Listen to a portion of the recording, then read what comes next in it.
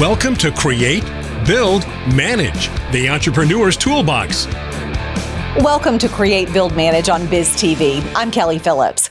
Lieutenant Anna Maslenikova from the Salvation Army is with me today to teach us about the services the Salvation Army provides to combat poverty, addiction, and even homelessness. Stick around. We'll be right back with more Create, Build, Manage.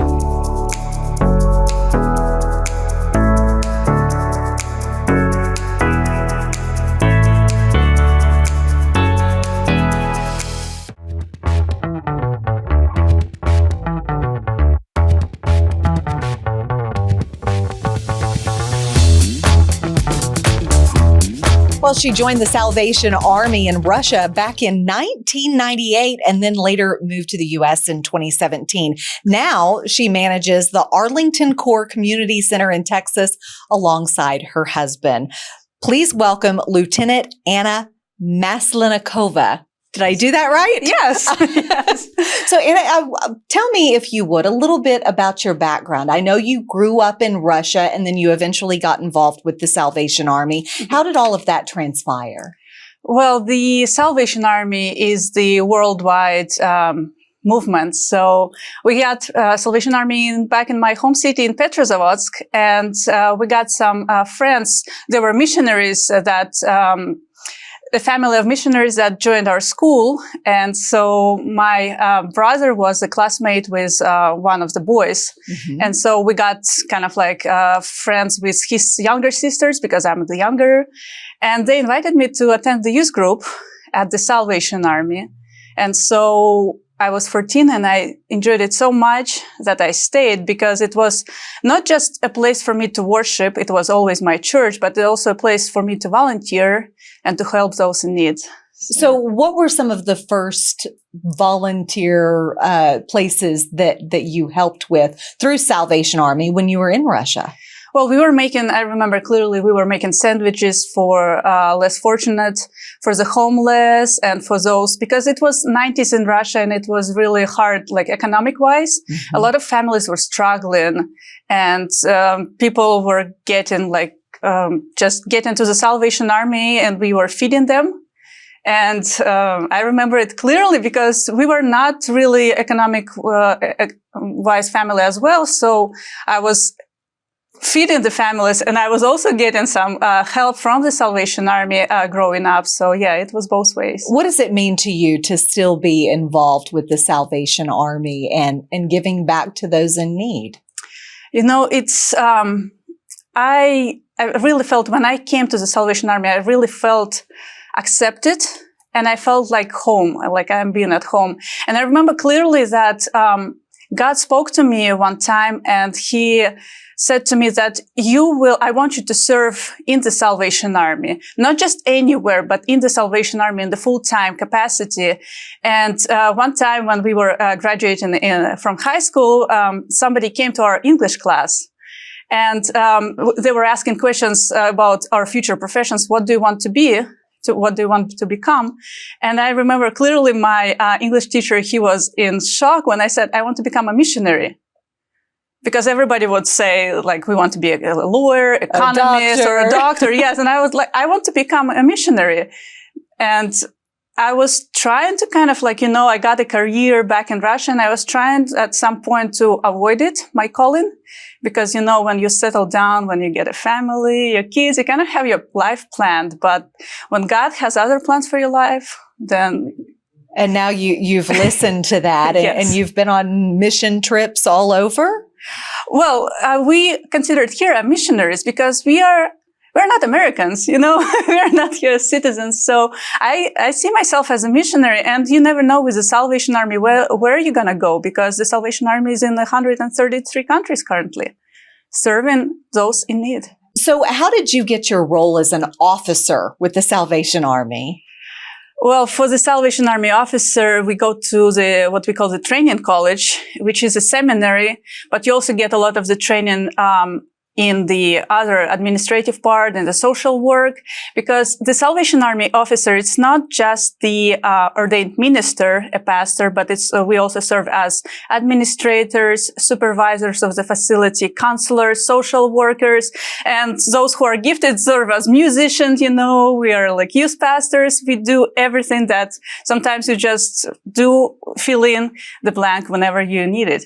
Tell us about some of the big Salvation Army missions, if you will. I mean, I know we've got the Red Kettle. I know you help when there's disasters in areas, but other things that maybe people aren't aware of that Salvation Army does. Well, the two biggest ones that people are aware of is the Angel Tree, the Christmas assistance for the families, and the Red Kettle that you see around Christmas when the bell rings, But we do, yes, a lot of work that is not visible to the general public. We do a lot of work with homeless people. We have shelters. We have, in some parts of the world, we have schools, we have orphanages, we have medical facilities. Here in the United States, we have after-school programs. We do have a lot of the other things. That the disaster is a really big thing, and in the recent hurricanes, the Salvation Army served, and they continue to serve in those communities that got hit really hard in Tennessee, in Carolinas, and in Florida, and they will be there, continue providing help until they are needed there, because the Salvation Army is basically in almost every community across the country. As far as the greatest needs for the Salvation Army in North America, what would those needs be? I think it's monetary donations and also volunteers. We need volunteers, and we need support from the community to continue to provide help for those in need. Do you have a hard time finding volunteers? It depends on during Christmas, it's usually a lot of people are trying to volunteer because it's the time when people are usually feel that they want to give back. Sometimes during the other months, it's harder to find, and it depends on what is needed, But those needs are year-round that the Salvation Army has. Yes. Those needs are year-round, and we need volunteers in every capacity. But we do have a lot of, groups that are coming, and for them, it's kind of a team-building activity. And for us, it's a great help, even to clean up the building after the summer day camp to get ready for the after-school program, which is a really great need. But it's also really fun when you see 20, 30 people coming from one of the businesses, and they just scrub those walls literally and the tables, because kids are there in the building all day round. Right. And you need to get ready for the after school program, but we have these volunteers. So it's a really fun. I want to encourage everyone to come, and if they want to have a great experience, to volunteer for the Salvation Army. If you would stick around. We've got lots of other questions that we want to talk more about the Salvation Army. Will you stick around? Yeah, sure. All right. We'll be right back with more.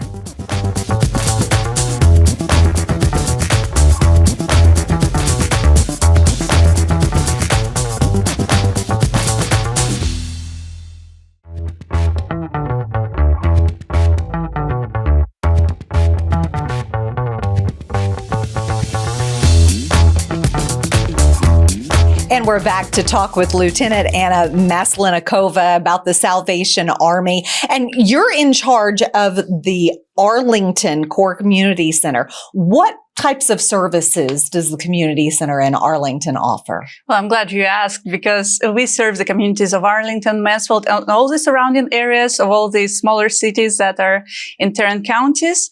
And we do have the Family Life Shelter here at our facility. A lot of people don't know. They're passing by our building and they don't know that we actually have not just the Youth Education Town, which is the youth club with after-school program and School of Performing Arts and all the other facilities.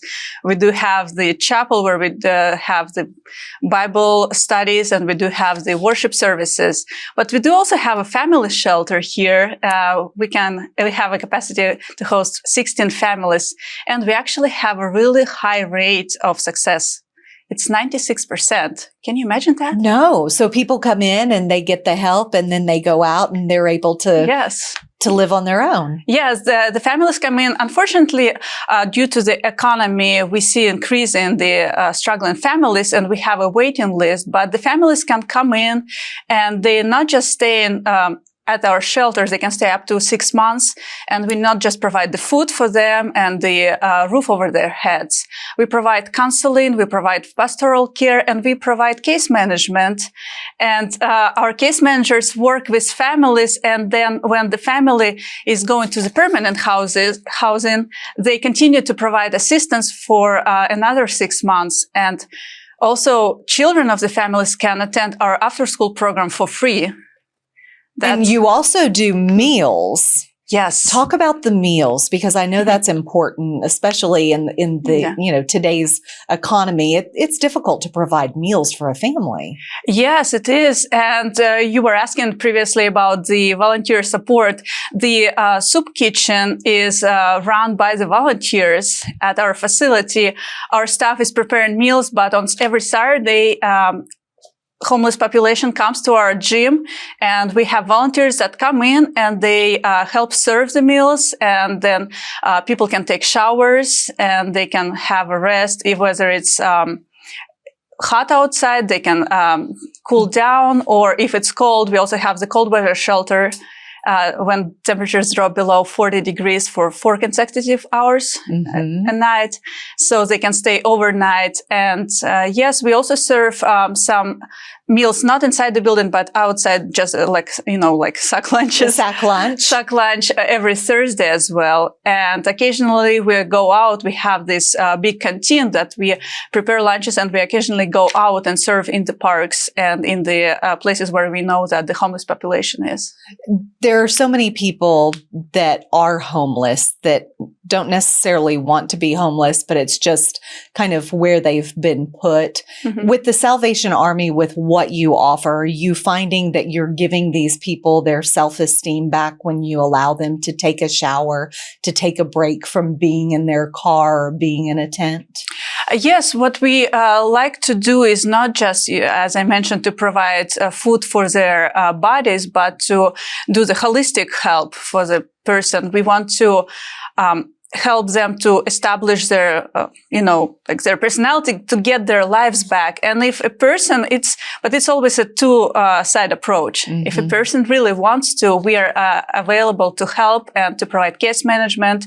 If it's not a homeless family, we have other shelters in the area in the North Texas that can have individuals and their case managers working with them.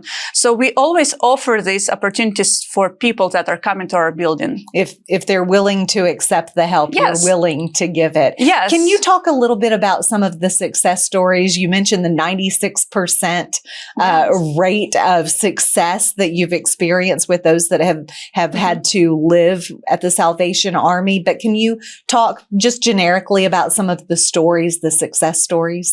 Well, yes, it's always blesses my heart to see families that we got connected with during their stay at the shelter that moved out, but then they come back to our building because we're providing all the other services.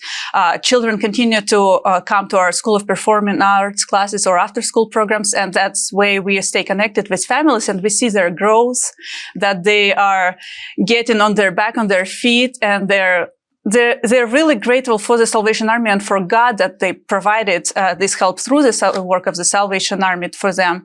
And it's really, we have a lot of families. I can't tell you the names because, for privacy reasons. But yes, we have a lot of people that are coming back because they want to give back after, because the Salvation Army wants help them, and they want to come back, and they want to give back to the community through the Salvation Army. So you have people come back and they even volunteer to help others that have been in that same situation? Yes, and you hear a lot of these stories. Actually, if you ever ring the bell, we have a lot of volunteers that ring the bell, and they share these stories that, there are people that are coming to the location, to the bell ringing location. They share the stories how the Salvation Army once helped them. That's why they never pass the kettle, or they always give online. And, a lot of the families are adopting these angels from the angel tree because they they've once been helped by the Salvation Army during the Angel Tree, during the Christmas time. We have one story that the family came to us through the Angel Tree program, and now 4 of their 5 children are attending our youth programs because they love it so much. The only reason why the 5th child is not attending because he's too young. Yeah. But he will be there. He will be. He wants to. But currently, whenever he's in the building, he just runs around, and so it's really hard to catch him. But yes, they love it so much that they continue and they attend. We have summer day camps, summer residential camps, music camps that the Salvation Army, and they just come back because they love it so much. And I know if you know that Salvation Army is really big in brass music. Oh, no, I didn't know that. Yes. Salvation Army is really big on brass music, and a lot of actually famous musicians started at the Salvation Army youth bands because, in school you can join the band only when you're like high school, junior high age, but we start teaching kids at the age of 7. Is that what the performing arts is part of? Yes, here in Arlington we have School of Performing Arts. We currently have 2 bands, and we have piano class, and we have for little kids we have the singing company. This is my class. I love them so much. They're so cute. Now you've got 2 kids of your own, another one on the way. Yes. What do you hope you're teaching your kids by what you've chosen to do with your life and listening to your calling with the Salvation Army? What do you hope to teach them? I just hope that they will grow up as young men that are always ready to help those in need.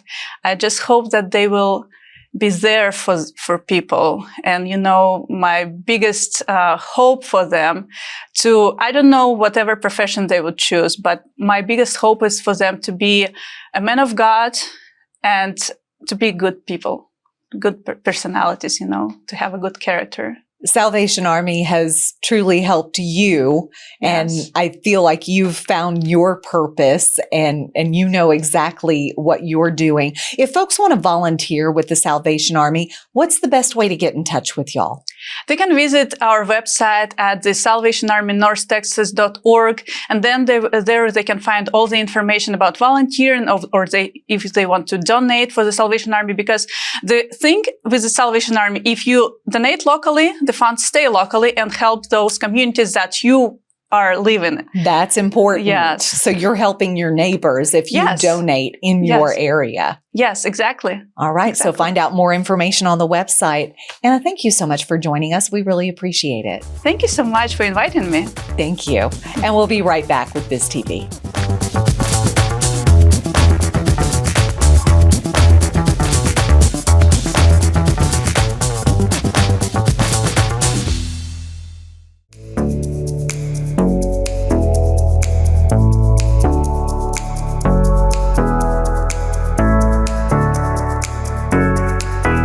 Thanks for joining me today for BizTV's Create, Build, Manage. Episodes of Create, Build, Manage are available on demand on the free BizTV streaming app.